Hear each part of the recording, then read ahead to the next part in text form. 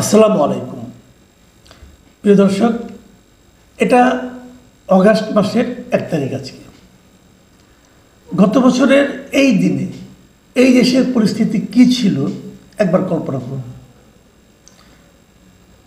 কি হবে কি হবে না, মানুষের মনে উদ্বেগ, মানুষের মনে বিক্ষোভ, এই সব মিলিয়ে একটা অস্থির সময়ের মধ্যে আমরা ছিলাম, যেটাকে বলা হচ্ছে জুলাই গণ অভ্যুত্থান। মানে জুলাই মাস থেকে শুরু করে অগাস্ট মাসের 5 তারিখ পর্যন্ত।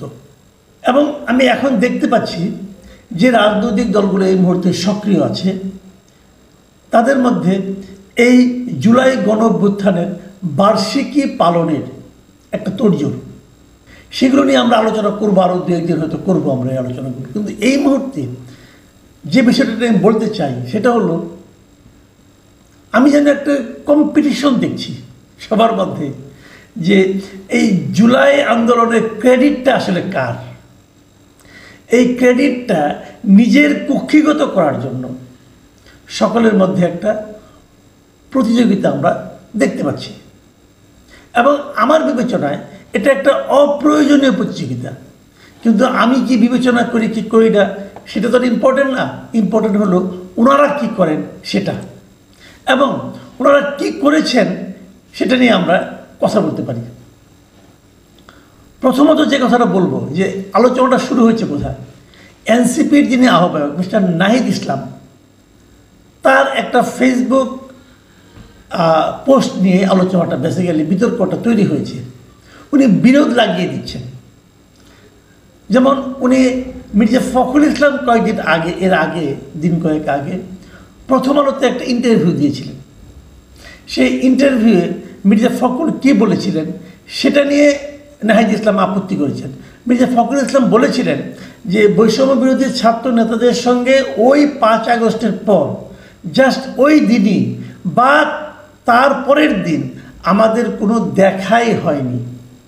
জাতীয় সরকার তৈরি করার প্রস্তাবটা ছাত্রদের কাছ থেকে আসেনি, অন্য মহল থেকে আসতে পারে, কিন্তু ছাত্রদের কাছ থেকে এই প্রস্তাব আসেনি।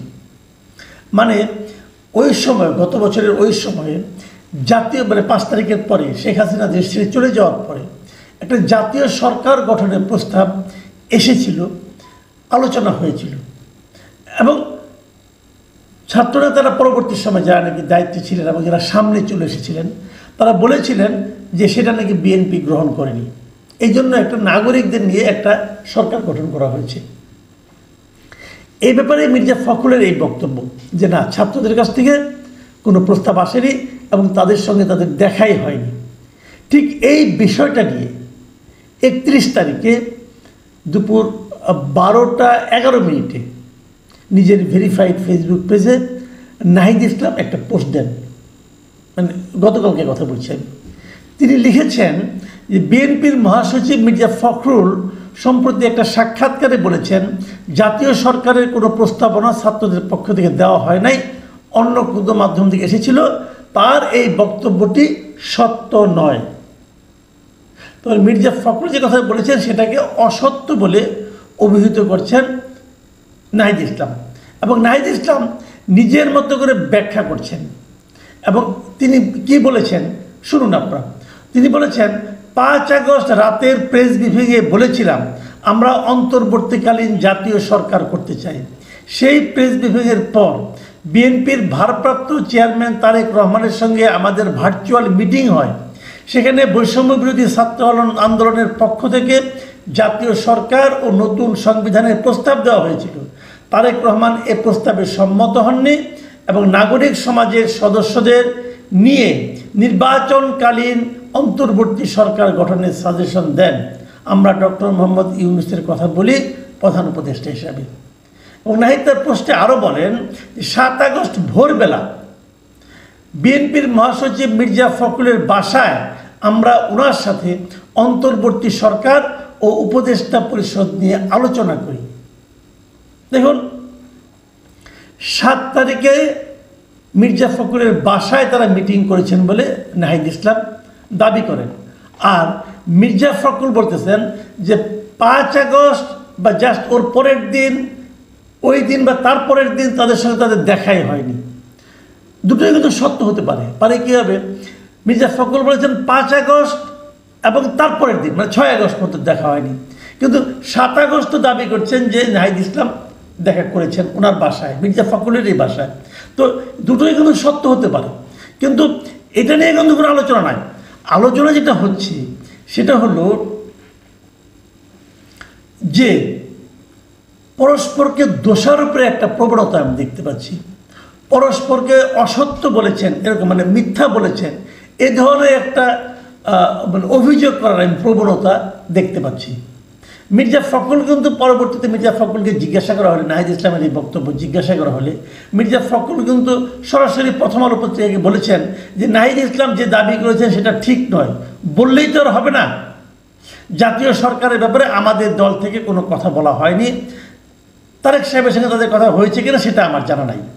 তো এই হলো অবস্থা, মানে এমন একটা বিষয় নিয়ে তারা বিতর্কে জড়িয়ে পড়েছেন যেটা নিয়ে বিতর্ক করার কোনো প্রয়োজনই নেই। মানে ছাত্ররা জাতীয় সরকার করার প্রস্তাব দিয়েছিল, বিএনপি সেটা গ্রহণ করেনি, তো সমস্যা কি হয়েছে? সমস্যাটা কি হয়েছে? জাতীয় সরকার হলেই কি সব সমাধান হয়ে যেত? বরঞ্চ আমি তো মনে করি এই প্রসঙ্গটা জাতীয় সরকার করা দরকার ছিল কি ছিল না, এই প্রসঙ্গটা এখন এসেছে কেন? এই প্রসঙ্গটা এখন এসেছে নাগরিকদের সমন্বয়ে ডক্টর ইউনূসের নেতৃত্বে যে সরকার গঠিত হয়েছে সেই সরকারের ব্যর্থতার কারণে। সেই সরকার ভালো কিছু দেখাতে পারছে না, সেই সরকার ভালো কিছু করতে পারছে না, সেই সরকার একটা শান্তিপূর্ণ নির্বাচনের ডেট পর্যন্ত ঘোষণা করতে পারছে না। সেই সরকার সংস্কারের নামে অপ্রয়োজনে সময় ক্ষেপণ করছে। এই সমস্ত ঘটনার প্রেক্ষিতে সাধারণ মানুষের মনে একটা যে প্রশ্ন উঠছে যে এইভাবে সরকারটা গঠন না করলেও হতো। এই জন্যই কিন্তু এই দায়টা এড়ানোর জন্য ছাত্ররা বলতে চাচ্ছে যে আমরা কি জাতীয় সরকার করতে চেয়েছিলাম। জাতীয় সরকার হলে এর চেয়েও খারাপ কিছু হতে পারতো, অথবা হতে পারতো না, আমি জানি না। তারেক রহমান সাহেব কী ভেবে বলেছেন, এবং তারেক রহমান সাহেব যে কথাটা বলেছেন যে জাতীয় সরকারের দরকার নেই, এই বক্তব্যটা যে ভুল তাও তো আমি মনে করি না, ঠিকই তো আছে। আপনি জাতীয় সরকার করলে তো এটা দীর্ঘমেয়াদী থাকার ব্যাপার হতো এবং আরও হাউকাও লাগতে পারত। বরঞ্চ যদি এই সরকারটাই ঠিক সময় নির্বাচন দিয়ে দিত, যদি এটা নিয়ে নির্বাচনকে প্রলম্বিত করার কোনো প্রবণতা না দেখাতো, সেটাই কি সবচেয়ে ভালো হতো না? সেটাই হতো। কিন্তু আমার কাছে মনে হয়েছে এই বিতর্কটাই আসলে অপ্রয়োজনীয়। আবার এই নাহিদ ইসলাম একই স্ট্যাটাসে কিন্তু আরেকটা বিতর্ক তৈরি করেছে যে ইসলামী ছাত্র শিবিরের কেন্দ্রীয় নেতা আবু সাদিক কায়েমের ব্যাপারেও তারও কিছু সমালোচনা সে করেছে। এটা আবার হয়েছে কিভাবে, যে একটা টকশোতে শিবির এই ব্যাপারে উনি কীভাবে লিখেছেন সেটাই বরং পড়ে শোনাই। উনি বলেছেন যে শিবির নেতা সাদিক কায়েম সম্প্রতি একটা টকশোতে বলেছেন ছাত্র শক্তির গঠন প্রক্রিয়ায় শিবির যুক্ত ছিল, শিবিরের ইনস্ট্রাকশনে আমরা কাজ করতাম, এটা মিথ্যাচার। তার মানে সাদিক কায়েম একটা মিথ্যা কথা বলে। সাদিক কায়েম কোনো একটা টকশোতে এটা হয়তো বলেছে, বলতে পারে। এই বিষয়টা নিয়ে আবার দেখলাম যে প্রবাসী সাংবাদিক জুলকারনাইন শাহের তিনিও আবার সাদিক কায়েমের পক্ষ নিয়েছেন কিছুটা। তো এইরকম যে ব্যবস্থা, এটার মধ্যে কি আছে? এবং উনি ব্যাখ্যা করেছেন যে তারা যখন ছাত্র শক্তি গঠন করে সেটা কারা করেছে, তারা একটা প্রতি সপ্তাহে একটা বৃহস্পতিবার একটা মানে আপনার বৈঠক করতো, একটা আলোচনা করতো। সেই আলোচনার থেকে ওখানে যারা বসতো তারা, তারপরে আপনার ওই যে নূরের যে সংগঠন ছিল সেখান থেকে যারা বেরিয়ে এসেছিল তাদেরকে মিলে ওনারা স্টাডি সার্কেলের লোকগুলি মিলে তারপরে তারা সেখান থেকে এই ছাত্র শক্তিটা গঠন করে। হতে পারে গঠন প্রক্রিয়া, সেই গঠন প্রক্রিয়া সাদিক কায়েম যে ছাত্র শিবির ছিল কি ছিল না এটা নিয়ে বিতর্ক থাকতেই পারে, কিন্তু প্রকাশ্যে এটা নিয়ে ফেসবুকে স্ট্যাটাস দেওয়ার মাধ্যমে কী হলো, একটা বিরোধ তৈরি হলো।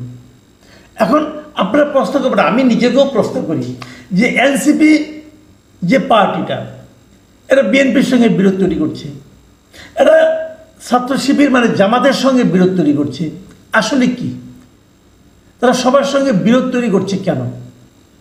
তারা কি এত বড় কোনো দল, এত বড় কোনো রাজনৈতিক শক্তি যে এদের সবার সঙ্গে বিরোধ তৈরি করলে তাদের অবস্থান আরও ভালো হবে?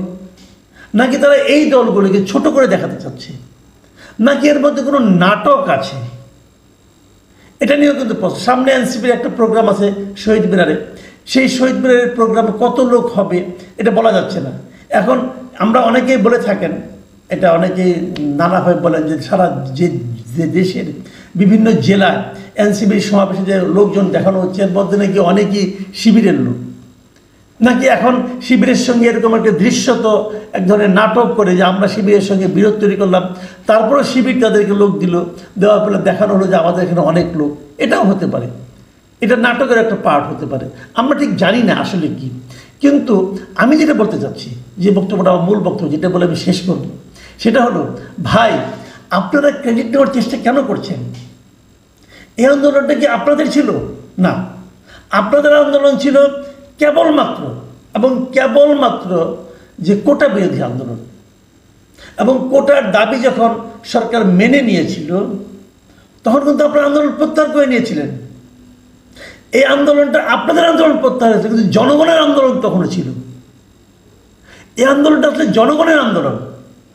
জনগণ আপনাদের মতো সামনে এসে ক্রেডিটটা দাবি করেনি, আপনারা বাই চান্স দাবি করে বসেছেন। এই হলো জিনিস, আপনারা আন্দোলন প্রত্যাহার করেননি।